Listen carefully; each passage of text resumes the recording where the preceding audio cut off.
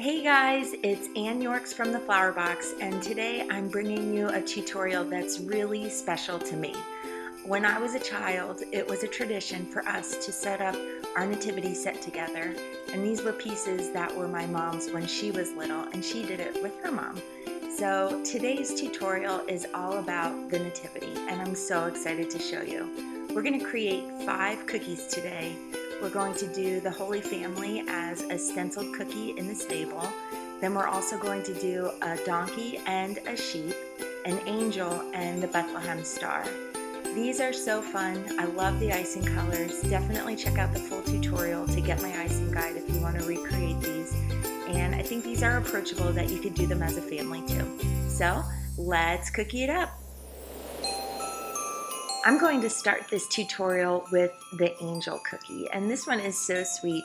I like to start off by piping and flooding in the face, and I'm using 20-second icing to do this. That's the medium consistency of icing. It's not thick like this piping icing is, but it's a little bit thinner than this so that I can outline and flood all with the same bag. It's just a little bit of a time saver on those small icing areas. And then I'm going to use the thicker piping icing to outline both the body and the wings. Now I'm going back in with my 10-second flood icing. This is thinner and it just makes that flooding so much faster, and it gives me a really nice smooth surface as I flood in these areas. Now I do want to let the wings dry before I flood in the body, just so that I have some definition between those icing areas. If you flood them all at the same time, the icing will just flow together and you won't see a distinct icing area between those two sections. So we'll flood that in, and then before we come back to add the details, I'll let that cookie dry for about an hour in front of the fan.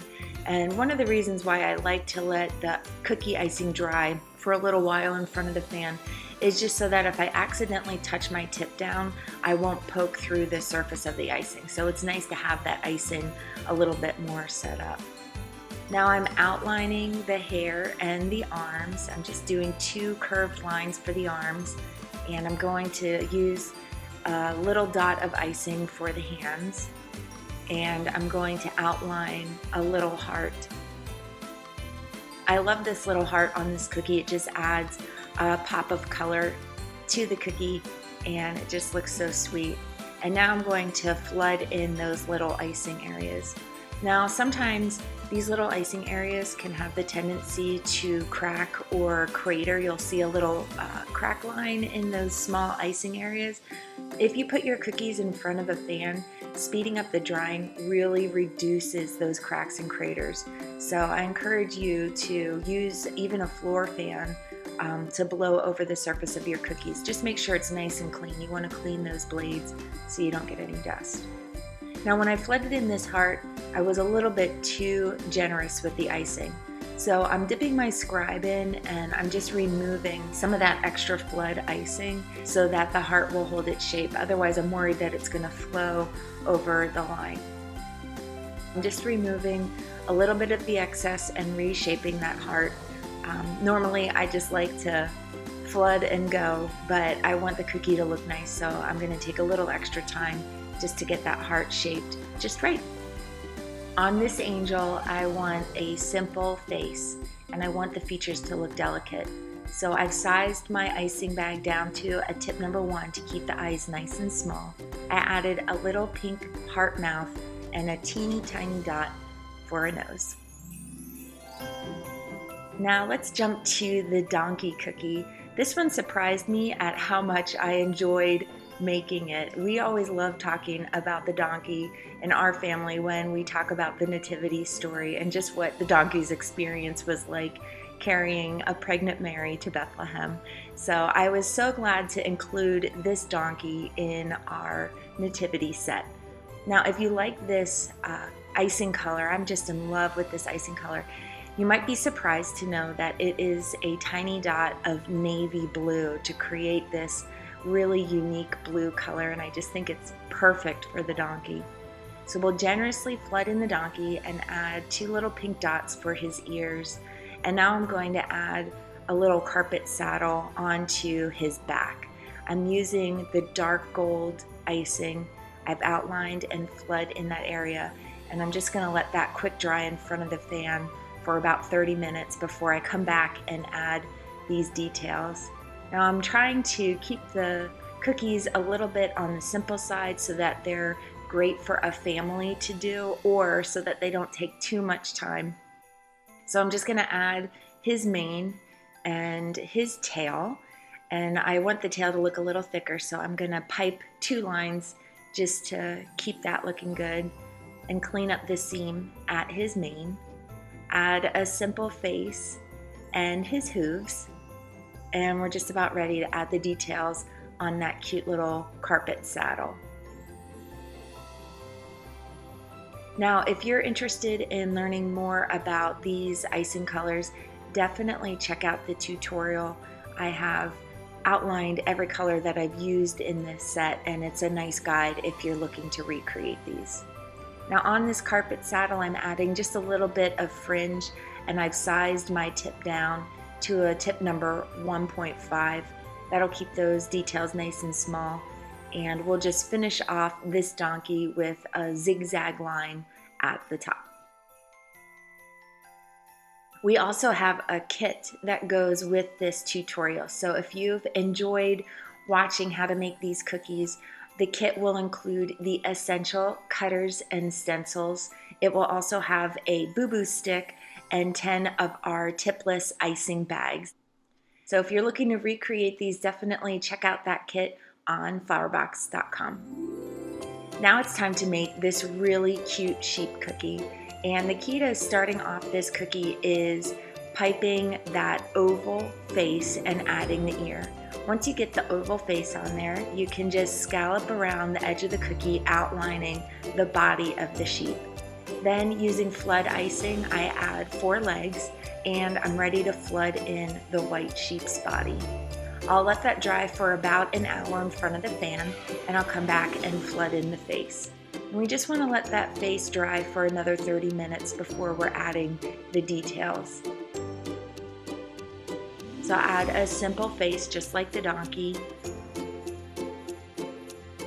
a little detail on the ear. Now to finish off this cookie, I'm just going to add a bunch of swirls and scrolls to create a really fun texture for the sheep's wool. And this is just fun to do. There's no wrong way to do this. I just go through the entire body of the sheep, swirling and twirling my icing, and just have lots of fun with this.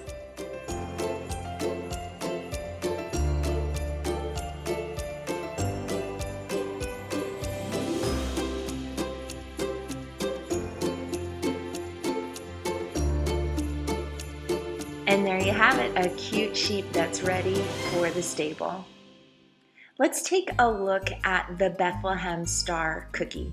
I'm outlining and flooding this cookie with my light gold icing, and I'm just going to generously flood in the complete area of this star. Now I'm going to add an interesting background while this icing is still wet. If you get a little mistake like this while you're doing wet on wet techniques, you can go back in and just cover up the mistake with that base icing, and that mistake will just melt away, and you're ready to just go back in and keep adding those rays for the star. And then I add some white just to really make that star pop. Now that gold icing is the same food gel bottle. It's just 2 shades of the same color, and it just makes for a really nice two-toned cookie. I'll allow that star to dry for 4 to 6 hours before stenciling. If I try to rush that and stencil too soon, because I'm putting pressure on the surface of the cookie, I will accidentally make a dent in the cookie. So you have to definitely allow that cookie to dry for enough time so that you can stencil and put some pressure on it. The key to stenciling is certainly in icing consistency. You want to make sure that that icing is thick enough so that it holds its shape and you get a nice clean image. So that star looks beautiful. Let me show you another stencil project. We're going to finish this tutorial off with our nativity scene. We're going to set up the scene by creating the stable area. And I'm just piping with tip number 2 and my piping icing the stable roof and walls. Now you might notice for this cookie, I'm actually using icing bottles, and I get a lot of questions about what do I prefer, using bags or bottles. I love bags because the cleanup is easier, the bags are easier to squeeze, and they're also easier to fill. But if you're decorating with kids, sometimes the bottles offer more control, and they also keep your table a little bit neater because they just sit up on the table. So when it comes down to it, it's really a personal preference between the icing bag and the bottle. But I like both, and both will work no matter what you choose. Let's take a look at stenciling again to create the Holy Family inside the stable. I have my stencil in place, and I just want to cover the stencil generously with icing. And then I'll take one pass before I lift the stencil to remove the excess. I just want to gently peel back that stencil to reveal the image. And again, just remember, it's really important to allow that background icing to dry for at least 4 to 6 hours before you start putting pressure on the surface. So those are cookies you might want to create or set up before you decorate as a family. Now we're ready to add the details to the scene, and I keep the details pretty simple because the stencil looks very impressive, so we don't need to overdo it. I'm using the gold icing just to add some rays coming up and off of baby Jesus. And I'm going to outline the roof of the stable just to give a little definition to that area and set that section up so it looks like we're almost looking in on the scene. If you notice that I've gotten a few icing pops on this cookie, it's no big deal. You can just tap your tip and smooth out any icing popped areas. And now we're ready to just fill in that base of the scene with some hay. And this just adds something interesting to the scene. It gives a little bit of foreground and background. So I'm going to use both colors of the gold, the light and the dark, and then I'll add in a little bit of highlight with the white. These aren't difficult details to do, and they really just make the cookie look complete and awesome. This cookie is big and beautiful and impressive, and it's certainly perfect for celebrating Jesus' birthday. It is the centerpiece of this collection, and I hope you enjoy making it as much as I do. Thank you so much for watching this tutorial. I really hope you enjoyed learning how to make these cookies. I would be so flattered if you would recreate them. So if you do, definitely tag me on social media. You can find us at the Flower Box Shop on Instagram and Facebook. And if you're interested in the essential cutters and stencils, definitely check out the kit and more details on the tutorial page. And as always, happy decorating!